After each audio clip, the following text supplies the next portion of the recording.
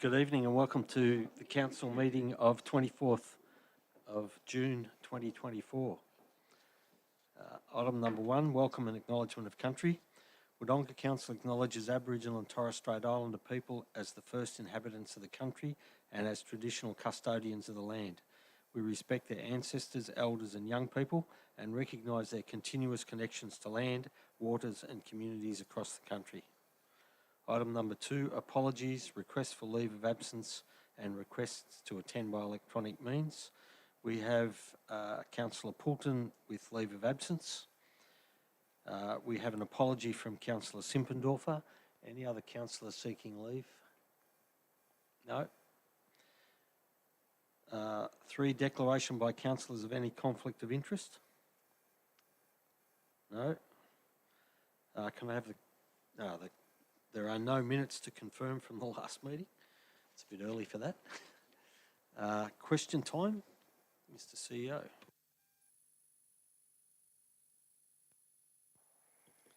Thank you, Mr. Mayor. We have 2 questions. I'll take the first question, and that's from Mr. Alex Torini, and it's in regards to Victory Lutheran College and the signposting around the speed zones for the school crossings there. That request has only been received late this afternoon, and we will respond directly to Mr. Torini once we've collected that information and posted it on our website. The second question is in relation to the QBR, and I'll pass that across to the Director of Community and Corporate, Dean of Delegated. Thank you. Thank you, Mr. CEO, and through you, Mr. Mayor. So the question tonight is, could you please provide information to explain 2 adjustments made in the third quarter 2023-24 budget forecast? Firstly, the $6.4 million increase in developer contribution income. This income occurs every year but has never been included in forecasts before. Why now? And secondly, the $3.5 million increase in depreciation costs. This is a 28% increase which deserves a clear explanation. The response to these questions are as follows.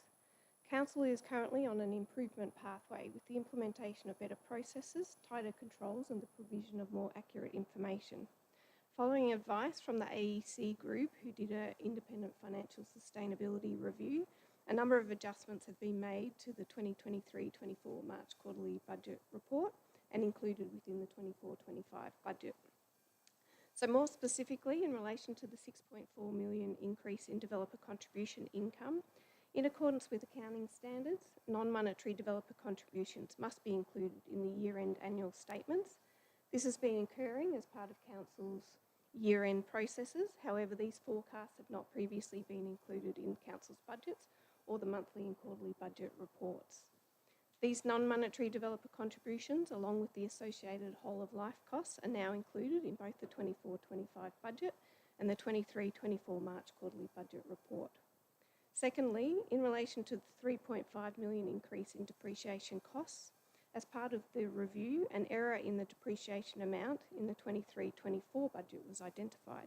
This is now being corrected in the 24-25 budget and the 23-24 March quarterly budget report. Thank you. Thank you. No more questions, Mr. CEO? No. Petitions, there are none. Any delegates' reports? No delegates' reports. We move on to item 8.1, Finance and Budget Delegated Committee Recommendations. Do I have a motion, please? Councillor Quilty, as recommended. Councillor Chamberlain to second. Councillor Quilty.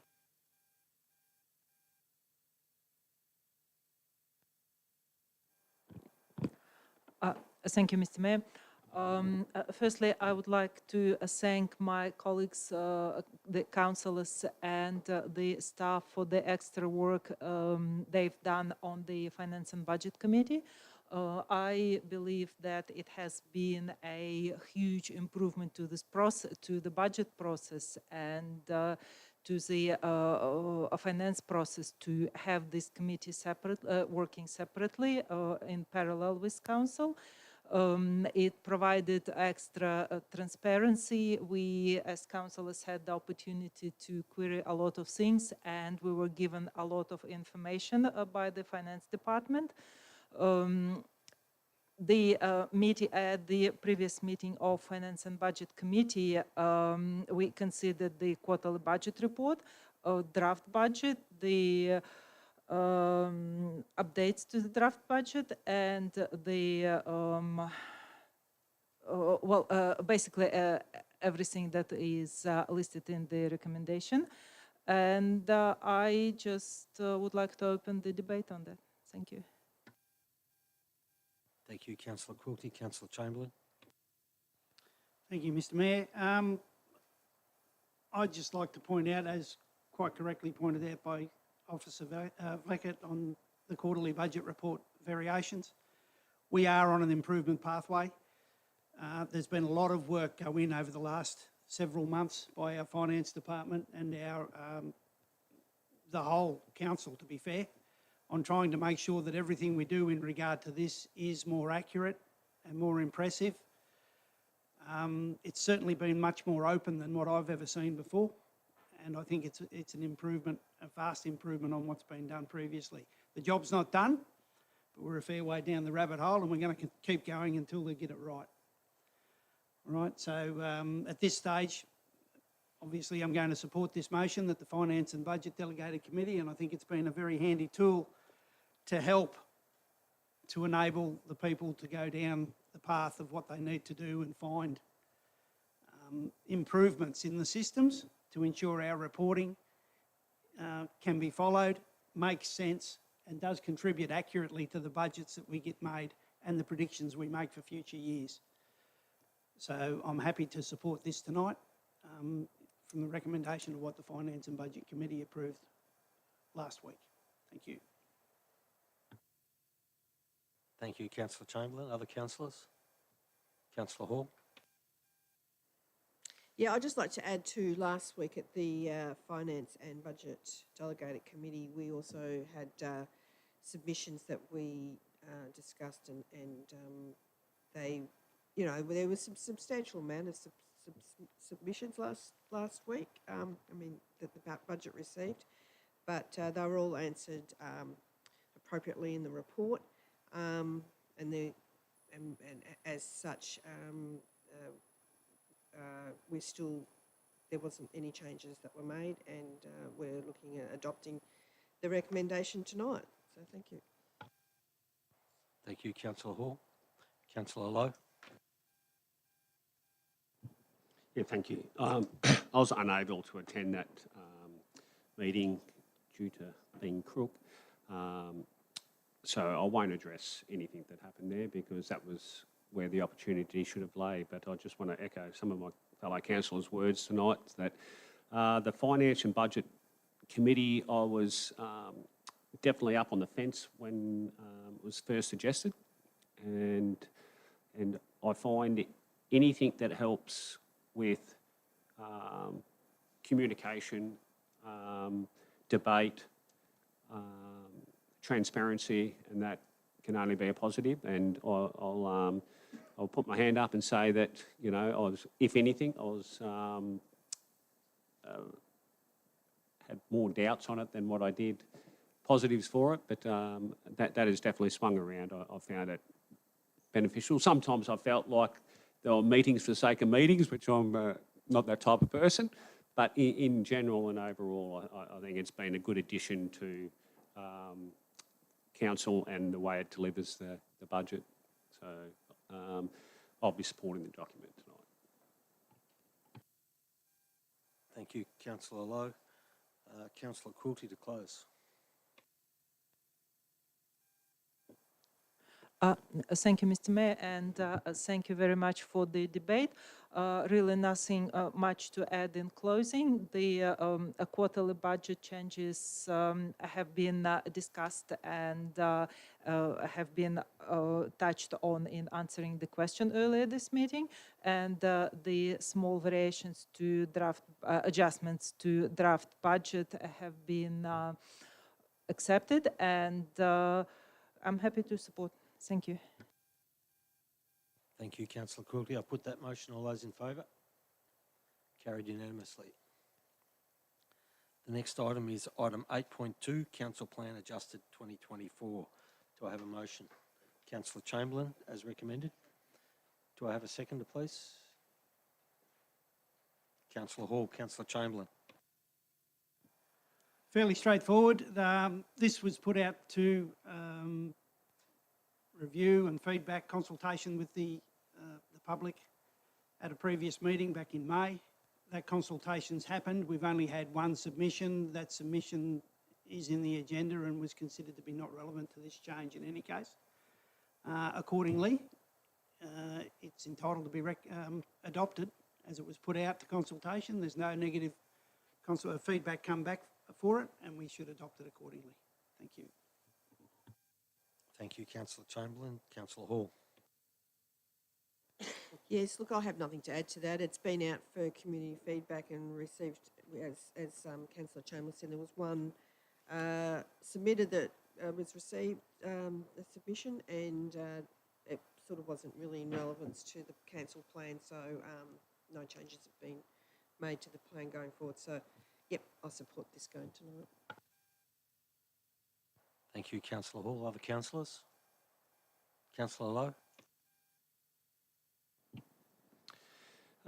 The council plan's one of those documents that basically councillors get marked off by. So they come up with a council plan for the 4 years, and it determines what sort of legacy they may leave or may not leave, or, you know, if they achieve their targets or anything.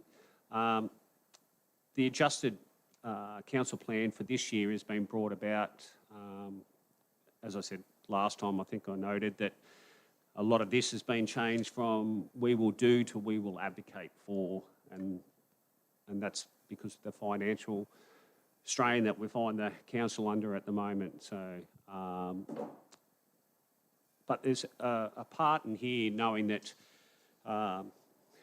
we're coming to the end of our tenure as a council group, and you know, some of us may or may not be back to endorse another council plan into the future. So I just wanted to highlight a certain section out of the plan to anyone that's thinking about doing the job, that the population forecast is to be 57,314 in 2036. The population growth will mean an additional 3,500 children in our community, an increase of close to 27%. And similarly, for older people, we will experience an increase of 3,500 retirees, which is an increase of 41%.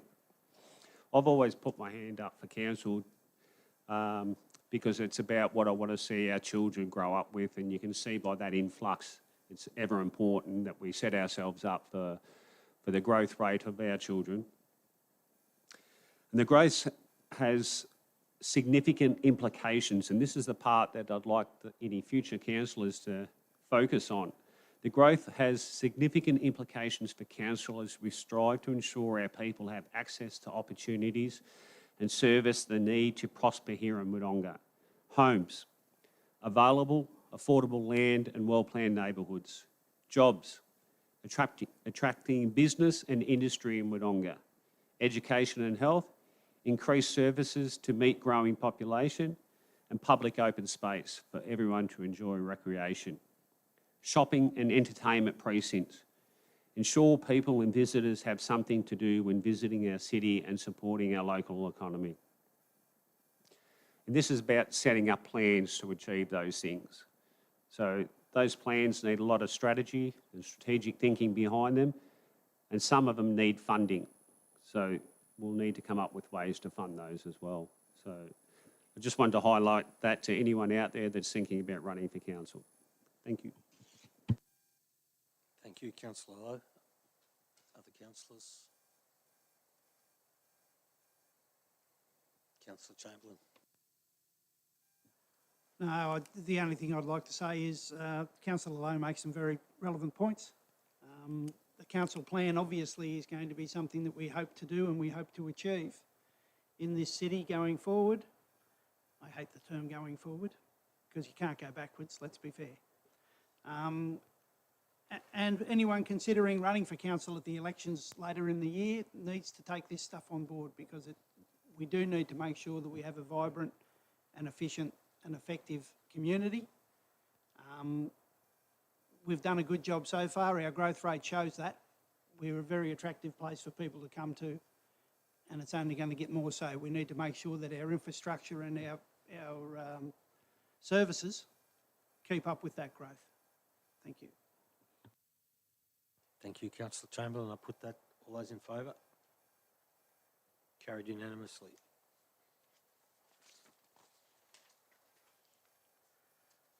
The next item is item 8.3, Budget 2024-25, including a declaration of differential rates, levies, fees and charges, and the Financial Plan 24 to 34.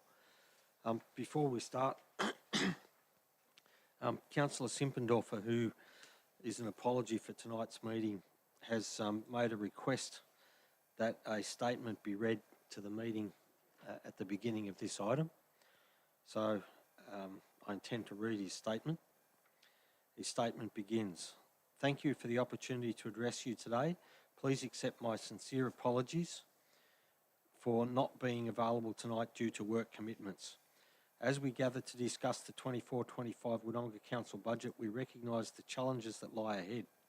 Fiscal constraints and economic uncertainties have become a recurring theme, not just for our council, but for our communities worldwide. However, amidst these challenges, we see opportunities to build a resilient, vibrant and inclusive Wodonga. Our budget is more than a financial document. It is a reflection of our values and our vision for the future. It is a testament to our commitment to making Wodonga a place where every resident can thrive. There are some aspects to this budget that I wholeheartedly agree with and others not so much. However, with limited time, one is unable to address them all right now.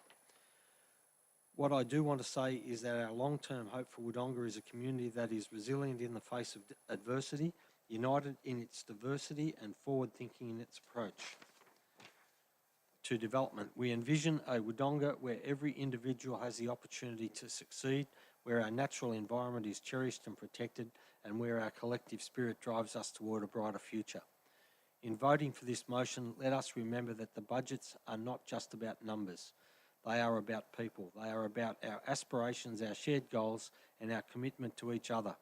Together we can navigate these challenging fiscal times and emerge stronger, more connected and more prosperous. Thank you, Graham Simpendorfer. Councillors, do I have a motion, please? Councillor Hall, as recommended. Yes. Do I have a seconder? Councillor Quilty. Councillor Hall. Okay, over the last financial year and with the establishment of our new Finance and Budget Delegated Committee, which was also established last year, we engaged consultants to review our systems and finances. Upon completion of these reviews, councillors were made aware of our council's true financial position, which wasn't good for reading. As a group of councillors, we've had to make some hard decisions to bring our council's poor financial position back into being sustainable for now and in the outward years. This was vital and it required difficult, quick action by our councillors, CEO and staff. So through hard work and on behalf of our CEO, Matt Hyde, and his executive staff, especially Dina and Brent, we've really pulled together a budget that is responsible, sustainable and leaves our council in a fairly good position going forward. We'll still need to do work, but I feel confident in that going forward. So I'm very appreciative of their honesty and hard work in putting together the budget documents we propose to adopt tonight. We have surplus budgets going forward and we have an ambitious capital works program of 16.4 million budgeted for, and we have not cut any council services.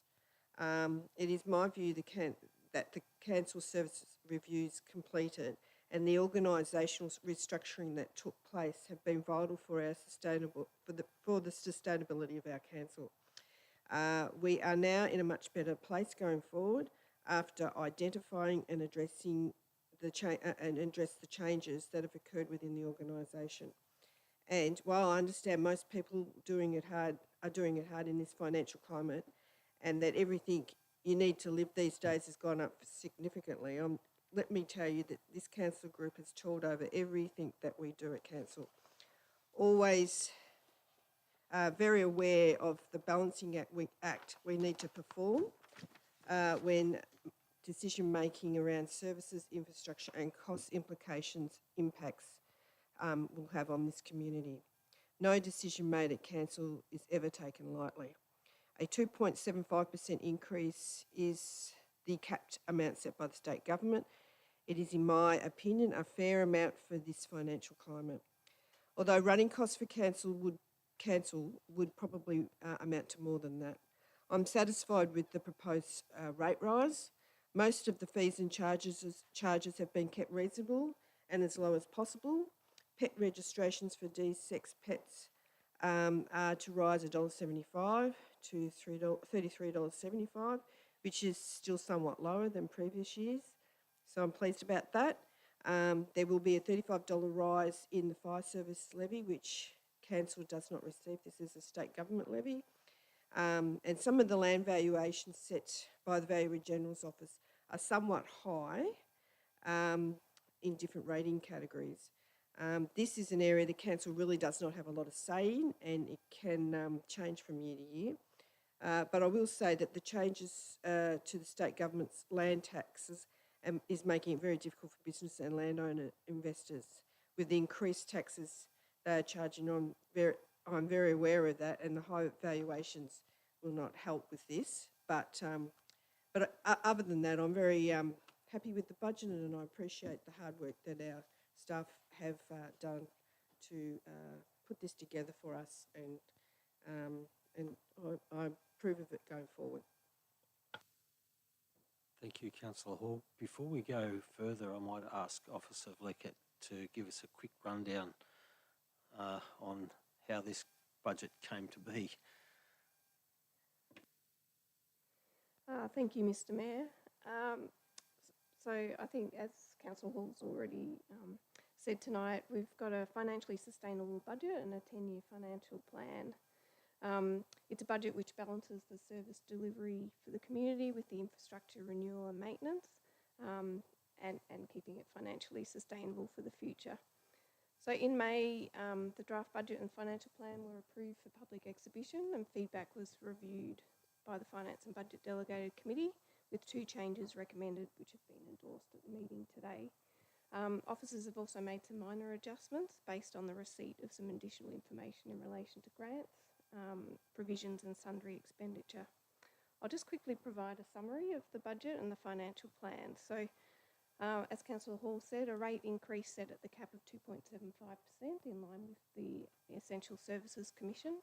We have a net underlying surplus of $770,000, with underlying surpluses over the entire 10-year period, which is incorporating a savings of $2.8 million in net recurrent operational expenditure in year 1.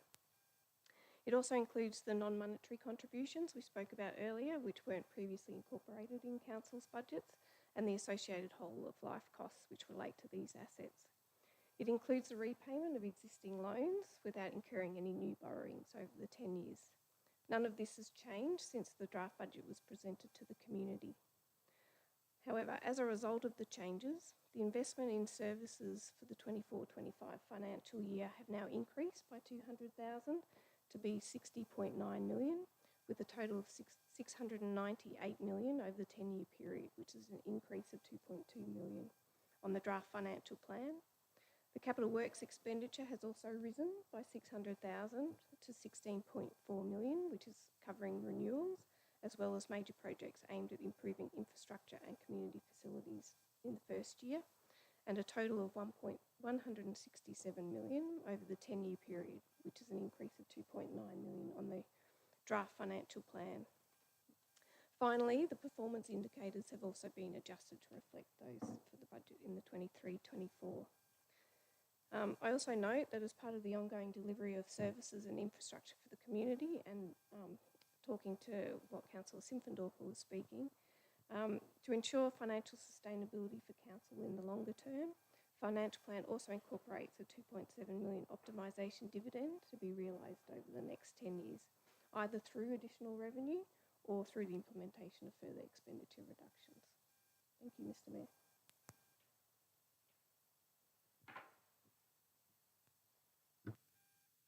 Thank you, Officer Flickett. Councillor Quilty, reserve. Other councillors? Councillor Chamberlain. Rightio. Budgets, difficult. It's difficult to get a household budget right. It's a hell of a lot more difficult to get a city council budget right. Wonderful job's been done by our staff under difficult circumstances. As been pointed out a couple of times, we got some outside consultation. We spent some money, which I hate doing, on getting some consultation to find out exactly where we were and what we should be thinking about doing to ensure the solvency of Wodonga City Council. I think it's an extraordinary body of work that's been done by the whole team at this council, starting with Matt Hyde, Dina, Leon, all the managers in the departments and everyone down to the part-time crossing supervisors in this council have had a really good look about what's going on and how we can solve this problem. There's been a lot of discussions go backwards and forwards, and I really do applaud the team on the work they've done to get this together and get this budget to not solve the problem that we're going to have going forward, but certainly go a long way towards it.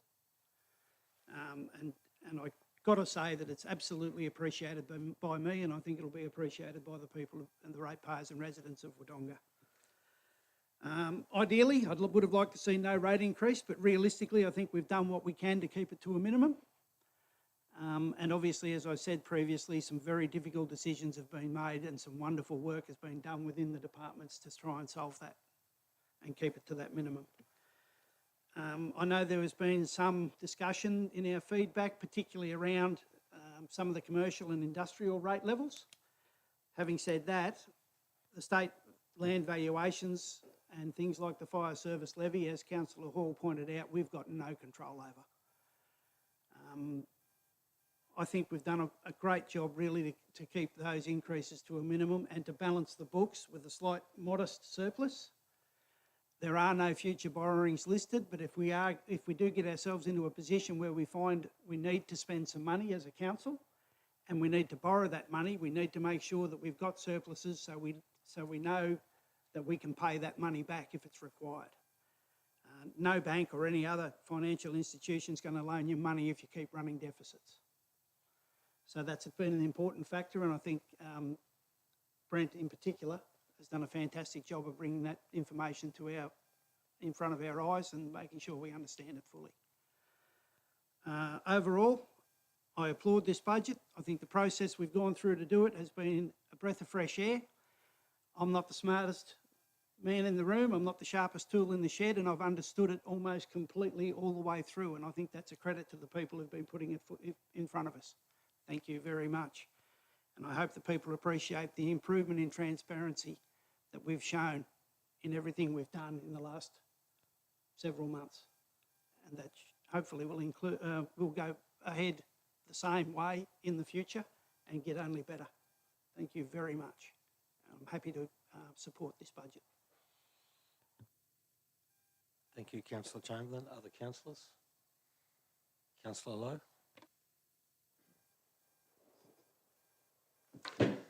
As you've heard previously many times, the ASC review unearthed potential problems within our budget, and this opened the doorway to further investigations and restructuring to rein in the spending due to a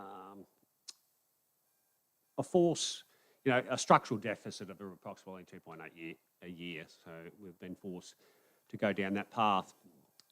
This year's budget is absolutely fiscally responsible, and the CEO and in particular the staff have done a great job helping us present this budget to not only ourselves but to the community. We are all not accountants, and we shouldn't pretend to be either. It was fantastic to have this budget presented in a manner that was made it easy for me, and I'm sure people in the community easy to read and understand. So I thank you for that. And it's helped guide with in a full transparent manner our decision-making process. As I stated, we all can't be accountants, but as councillors, we all need to have an understanding of council finances, services and community expectations, and try and balance these by applying the most basic accounting principle. Don't spend more than you earn. However, we need to still provide for our growing community to a standard that has either attracted us to move here or stopped us from moving away. Most people I speak to love either living in our community or coming to our city for what we provide. We can enjoy our hills, our parks, our recreational activities, pools, library, art and theatre spaces. And that's just to name a few. Council is a business, and people need to understand that unfortunately for some people they think it should just be roads, rates and rubbish. Well, it's not. There's many, many services council provide, and we need to be aware of that when we're organising the budget.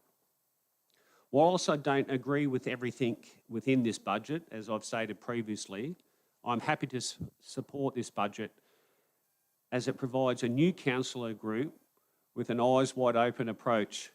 Everyone can have a skull now, that's our key word, of our full financial situation for the new upcoming council term. It will provide an opportunity for a new councillor group to plan and provide for our growing community and hopefully be progressive in their thinking of how we can yield additional revenue to lessen the burden we have on our ratepayers, so we can continue putting downward pressure on rates, but also create pride for future generations to come of a city that they are proud to live or do business in. I would again like to thank the finance team in particular on a job well done, and also thank community for their feedback. Thank you. Thank you, Councillor Lowe. There's a couple of things that I'd like to add into this. Firstly, this has been a very difficult budget for a whole range of different reasons. When you find, as Councillor Lowe said, you have a structural shortfall of $2.8 million is what we found, and that number may well have increased a little since then. But when you find numbers like that and you have to go back through recurrent expenditure to solve the problem, it opens all sorts of challenges. And I think what we've achieved to date with this budget, with the acknowledgement that there are ongoing changes that will have to occur over the next probably 2 budgets to consolidate the gains that we're making with this budget. When you look at what we've achieved through that with very minimal, if any, material losses in service delivery, $2.8 million taken out of recurrent expenditure with very minimal loss in service delivery is an extraordinary outcome. And I think our staff, particularly the staff that have managed our finances and our budgeting processes, have done an extraordinarily good job to achieve that. We gave some directions to our CEO on how we felt that the problem should be solved, and I think the staff and the CEO have done a very good job of following those directions and producing an outcome that's powerful. This budget and the next couple of budgets will set Wodonga City up to be one of the strongest fiscal councils in Victoria. The big thing about this is it will put us in a position where if the need arises to borrow money into the future, we will be seen as a council who has the ability to repay it, and therefore a council that is likely to be able to get borrowed funds. If, as Councillor Chamberlain said, we're making deficits and not being a productive council, then to borrow money becomes increasingly difficult. You may still be able to do it, but you might end up paying a lot higher interest rates, which is a greater burden on the ratepayer. We have to show the ability to repay before we will have the ability to borrow. And this budget goes a long way to doing those sorts of things. So it's an absolute credit to our staff, and I thank them very much for what's been done. This is the most transparent and open budget process and budget documentation that I've seen in the next 8 years that I've been on council. And I think this is an absolute credit to our staff, mostly new staff, and we've done a very good job with it. So thank you very much. Councillor Quilty, you're reserved. Thank you, Mr. Mayor. Thank you, councillors, for a very good debate, and thank you, Officer Fleckert and your finance team for doing the rundown on the budget and for all the work you have done with us. Looking back at the time when I ran for council, I ran on low rates, accountability, transparency, and responsibility. In the first 3 budgets that I voted below the rate cap, and this is going to be the first time that I'm going to vote in support of the budget that goes the full rate cap. Amongst the community responses to this budget, we saw several comments saying that the rate rise is big and unkind in the current financial climate, and I tend to agree with that. As I said many times, our community members pay a lot of taxes to other levels of government before they have to pay rates, service fees, various charges to us from their hard-earned and after-tax money. And this year we are asking them to pay even more than last year, and they are already in a very difficult financial position. However, I'm kindly asking the community members to remain resilient, because, and I feel I have the right to ask it this time, because I'm absolutely, with a hand on my heart, happy with the spending part of the budget that we ended up with. We had a number of service reviews. We saw a service catalog and structure of our services. We had external financial consultants who gave us a very clear advice of the necessity to either save 2.8 million or to ask for above the rate cap. Above the rate cap is out of the question. We must go at rate cap the highest and achieve savings. And with the help of the CEO and the finance team, we manage that. We had a look at our staffing, we had a look at the services, we had a look at the way we account for a number of things, such as some assets and the developers' contributions. A lot of things have been uncovered that possibly weren't accounted for quite the way they are accounted for this year. However, not to say that they were that there was something bad happening in the previous years, but on being on the path of improvement, we have had to add a few things to the budget that made it difficult to arrive at the current figure. Well, to cut the long story short, it is a big ask. 2.75 is a big ask. But the budget is transparent, it is responsible, it is accountable, and while the costs are high, our responsibility, I think, has been carried out. Thank you. Thank you, Councillor Quilty. Councillor Hall to close. All those comments that we've received from the councillors are great comments, and I think the underlying theme with all the councillors tonight on the budget is that we've had to make some difficult decisions, hard decisions, but we're all about what's providing the best outcome for our community without having to raise the rates, without having to cut services. So I think the outcome of what we've received with our budget is a good outcome. And as like Councillor Quilty, I'm always about trying to keep the rate rises as appropriate as possible. And I think this has achieved what we're looking for. So thank you. Thank you, Councillor Hall. I put that motion. All those in favour? Carried unanimously.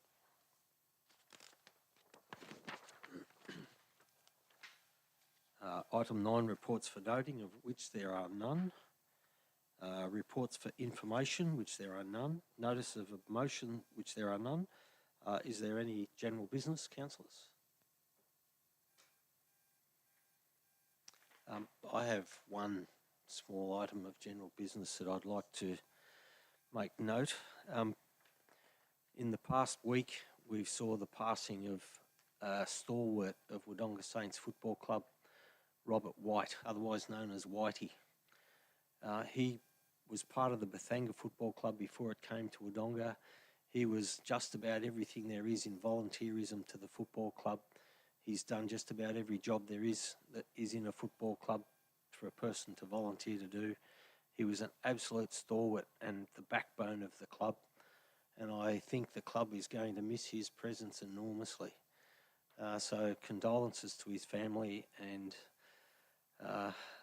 it's a sad day when we lose people like this in our community. Urgent business, there isn't any. Confidential business, there isn't any. No confidential urgent business, therefore no other business. I declare the meeting closed at 6:40.